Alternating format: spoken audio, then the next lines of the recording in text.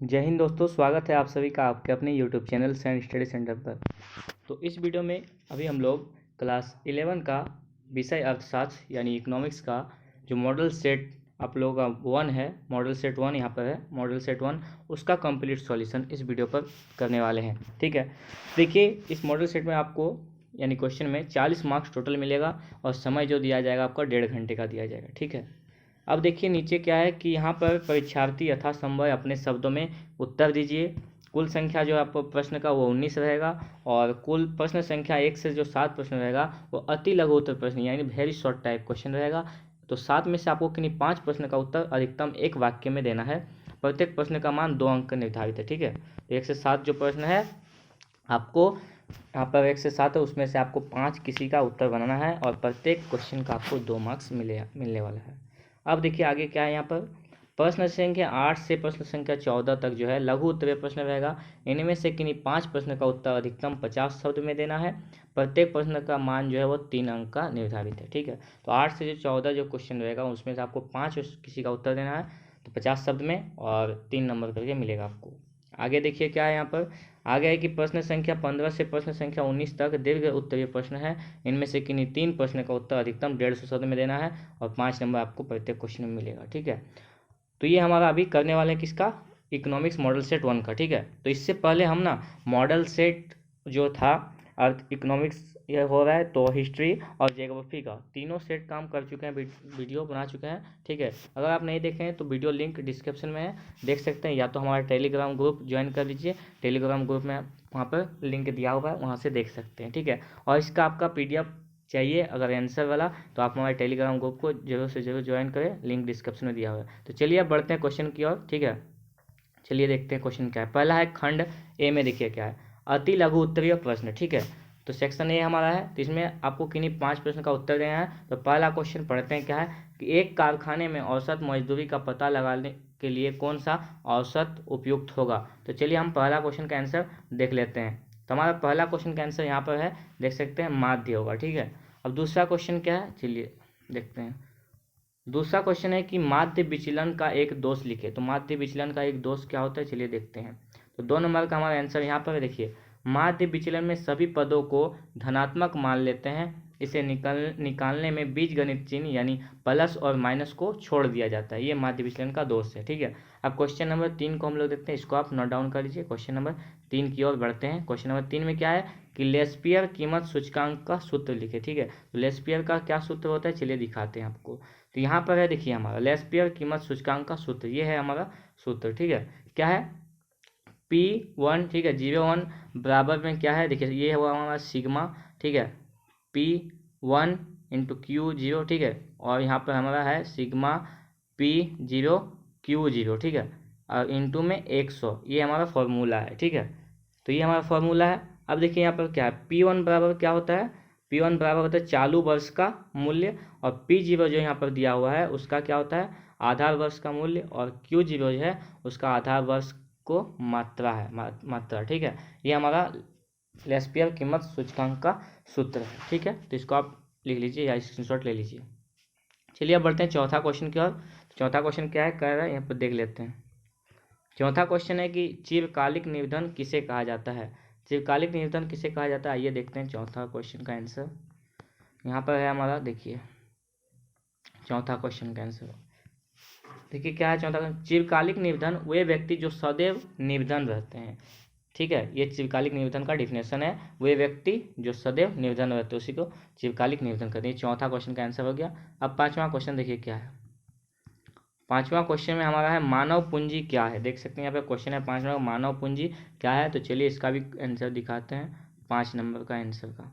तो मानव पूंजी किसे कहते हैं, मानव पूंजी देखिए देश के व्यक्तियों को निहित कौशल एवं उत्पादकीय ज्ञान के स्टॉक को मानव पूंजी कहते हैं।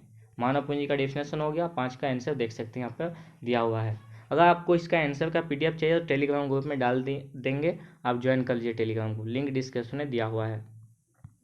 ठीक है, अब देखिए छठा क्वेश्चन क्या है हमारा, ग्रामीण साख के किन्हीं 2 स्रोत का नाम लिखिए। चलिए लिखते हैं ग्रामीण साख का 2 स्रोत। तो छठा का हमारा आंसर यहाँ पर दिया हुआ है, देखिए ग्रामीण साख के प्रमुख स्रोत कौन कौन है? सहकारी समितियां, भूमि विकास बैंक और बहुत सारा है। तो यहाँ पे हमको 2 बताने वाला है, इसलिए हम 2 का लिख दिए हैं, सहकारी समिति और भूमि विकास बैंक। ये हमारा क्या है? ग्रामीण साख का प्रमुख स्रोत है। ठीक है, तो 6 नंबर का हमारा ये हो गया। सहकारी समिति जिससे मतलब किसी से आप जैसे कर्ज लेते हैं, और भूमि विकास बैंक तो हमारा बैंक होता है। ठीक है, अब देखिए क्या है हमारा 7वां क्वेश्चन क्या है, उस 7 नंबर यहाँ पर देखिए क्या है, ग्रेट लीप फॉरवर्ड का क्या उद्देश्य था? ठीक है, 7 नंबर का हमारा जो आंसर है उसका भी दिखाते हैं नीचे नंबर क्या है। यहाँ पर हमारा 7 नंबर का आंसर देखिए क्या है, महान प्रगति उछाल 1998 ईस्वी में चीन में आरंभ किया गया। इसका प्रमुख उद्देश्य बड़े पैमाने पर देश का औद्योगिकरण करना था। ठीक है, यही था हमारा 7 का आंसर। यहाँ पर 7 का क्वेश्चन हो गया इसका। ठीक है, ग्रेट लीप फॉरवर्ड।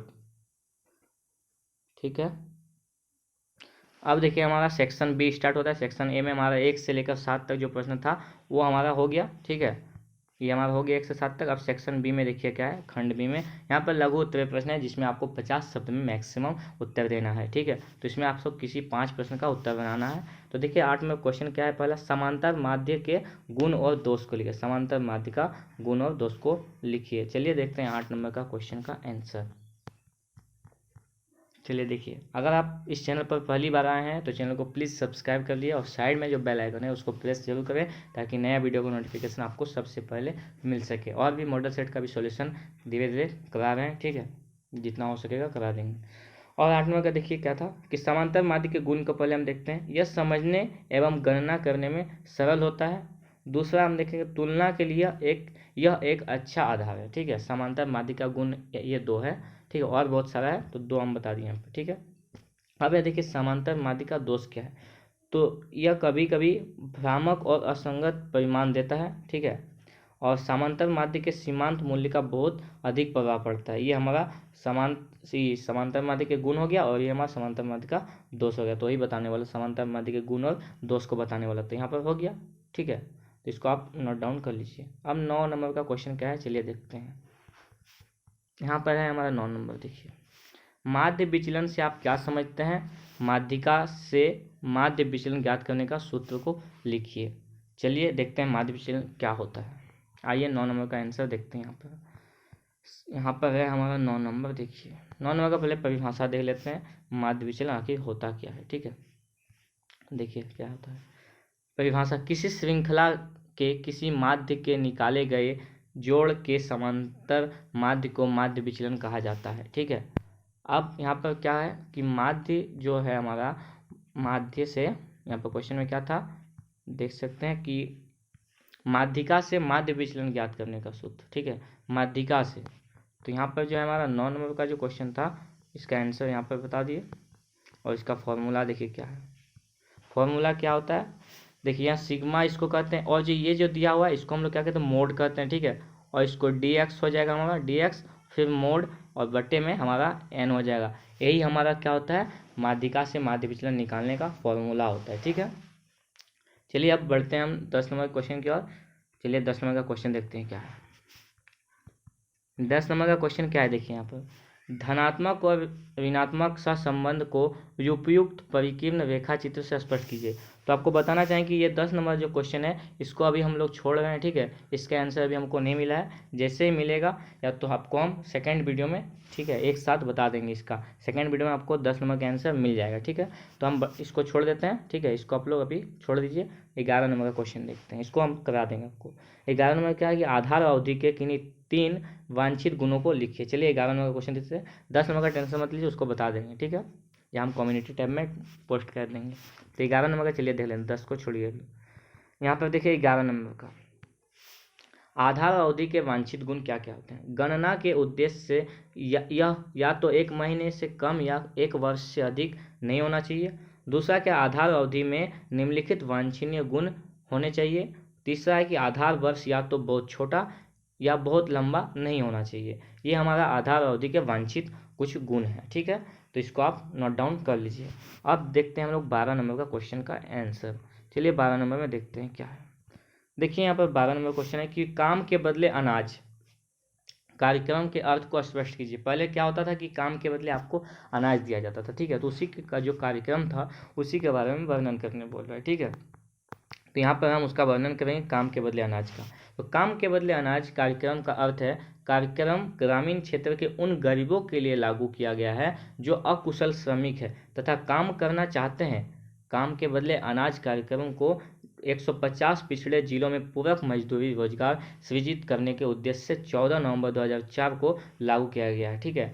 ये इसके लिए लागू किया गया जो कि बहुत ही गरीब है, ठीक है, जो कि बहुत गरीब है और जो कि अकुशल श्रमिक है, ठीक है, उसी के लिए ये था, ठीक है। और ये 14 नवंबर 2004 को लागू किया था। इसको आपको याद रख लेना है कि काम के बदले अनाज कार्यक्रम को कब लागू किया गया था, 14 नवंबर 2004 ईस्वी को, ठीक है। तो ये हमारा 12 का उत्तर हो गया। इसको आप आंसर ले लीजिए, ठीक है, स्क्रीनशॉट।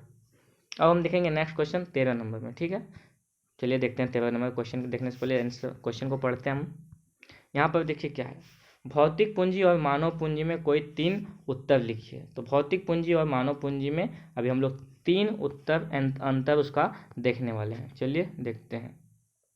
यहाँ पर देखिए क्या है, भौतिक पूंजी और मानव पूंजी में अंतर। तो अंतर क्या क्या होता है यहाँ पर देखिए, अब देख सकते हैं साफ साफ कि मनुष्य द्वारा भौतिक पूंजी हो गया और इधर हमारा मानव पूंजी होगा। तो क्या है, मनुष्य द्वारा निर्मित कोई भी गैर मानवीय परिसंपत्ति की जो बाद उत्पादन में प्रयोग की जाए उसे भौतिक पूंजी कहा जाता है। अब मानव पूंजी क्या होता है, जब विद्यमान मानव संसाधन को और अधिक शिक्षित करके एवं स्वस्थ रूप से विकसित किया जाता है तो हमें, ठीक है, इसे मानव पूंजी निर्माण कहते हैं जो देश की उत्पादन क्षमता में वृद्धि करता है। ये पहला हो गया।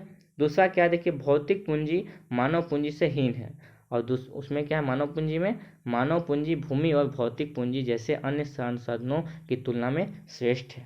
तीसरा नंबर क्या है, देख सकते हैं, भौतिक पूंजी स्वयं उपयोगी नहीं हो सकती और इधर क्या है, मानव पूंजी भौतिक पूंजी का उपयोग कर सकती है, ठीक है। 4 नंबर में क्या देखिए, भौतिक पूंजी को इसके मालिक से अलग किया जा सकता है और मानव पूंजी में क्या होता है कि मानव पूंजी को इसके स्वामी से अलग नहीं किया जा सकता है। आपको इसमें 3 लिखने वाले, लेकिन आपको 5 बता दिए, जो आपको आसान लगे छोटा आप उसको लिख सकते हैं। 5वां में क्या, भौतिक पूंजी केवल इसके स्वामी को लाभ पहुंचाती है और मानव पूंजी में देखिए, मानव पूंजी न केवल इसके मालिक अपितु सामान्यतः समाज को भी लाभान्वित करती है। ये हमारा भौतिक पूंजी और मानव पूंजी में अंतर था, जिसको आप स्क्रीनशॉट ले लीजिए। अब बढ़ते हैं हम 14 नंबर का क्वेश्चन की ओर। तो 14 नंबर का हमारा क्वेश्चन क्या है, पढ़ लेते हैं। देखिए, तनुआ परियोजना क्या है, स्पष्ट कीजिए, तनुआ परियोजना क्या है, ठीक है, इसको आप लोगों को बता देते हैं 14 नंबर का क्वेश्चन का आंसर।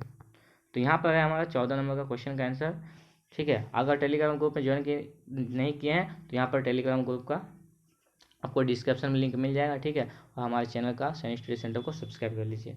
तो 14 नंबर का देखिए यहाँ पर आंसर है, तनुआ परियोजना क्या होता है। तनुआ परियोजना कृषि में तमिलनाडु महिलाओं द्वारा तनुआ नामक एक परियोजना तमिलनाडु से शुरू हुई। यह महिलाओं को कृषि उत्पादकता और पारिवारिक आय की वृद्धि के लिए सक्रिय रूप से भाग लेने के लिए प्रोत्साहित करती है, ठीक है। यह हो गया इसका तनुआ परियोजना होता है, ठीक है।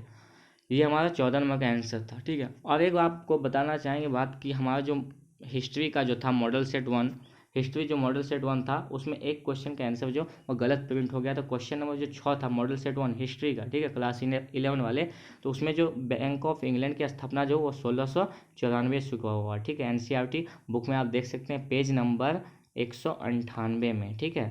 तो इसका राइट आंसर क्या हो जाएगा, 1694, ठीक है। तो आप इसको सुधार लीजिएगा। चलिए, अब ये हमारा हो गया। अब बढ़ते हैं अगला क्वेश्चन का। अगला क्वेश्चन हमारा यहाँ पर क्या है, देखिए, चलिए 15 नंबर का क्या देखते हैं अभी। यहाँ पर देखिए, और एक यहाँ पर क्या है, सेक्शन सी में देखिए क्या है, सेक्शन सी में ये जो क्वेश्चन है 15 और 16 इसको हम छोड़ रहे हैं क्योंकि ये जो है ना मैथ जैसा बनेगा और इसको बनाने के लिए थोड़ा ज़्यादा समय लगेगा और वीडियो का लेंथ काफ़ी बड़ा हो सकता है। इसलिए जितना भी मॉडल सेट 1, मॉडल सेट 2 और मॉडल सेट 3 ये तीनों में मैथ जैसा जो क्वेश्चन है, ठीक है, उसको हम लोग एक वीडियो में कंप्लीट करके आपको बता देंगे बहुत ही अच्छे तरीके से, ठीक है। तो 15-16 का भी छोड़ रहे हैं और जो छूटा है उसको भी उसमें बता देंगे। तो हम अभी 17 का देखते हैं, ये मैथ जैसा बनेगा, ठीक है। तो बड़ा थोड़ा बनेगा, वीडियो लेंथ काफ़ी बड़ा हो जाएगा। देखिए यहाँ पर 17 में कि निर्धनता के प्रमुख कारणों की व्याख्या कीजिए। निर्धनता का प्रमुख कारण जो उसका व्याख्या करने बोल रहा है, तो चलिए देखते हैं हम निर्धनता का प्रमुख कारण। चलिए देखते हैं, यहाँ पर है देखिए अब 17 नंबर का हमारा, क्या है कि निर्धनता क्या है। तो पहले आपको निर्धनता का कारण पूछा, लेकिन पहले हम निर्धनता के बारे में जानेंगे तब तो उसका कारण बता देंगे।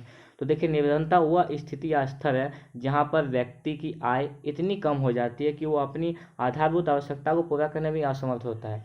निर्धनता किसको कहता है?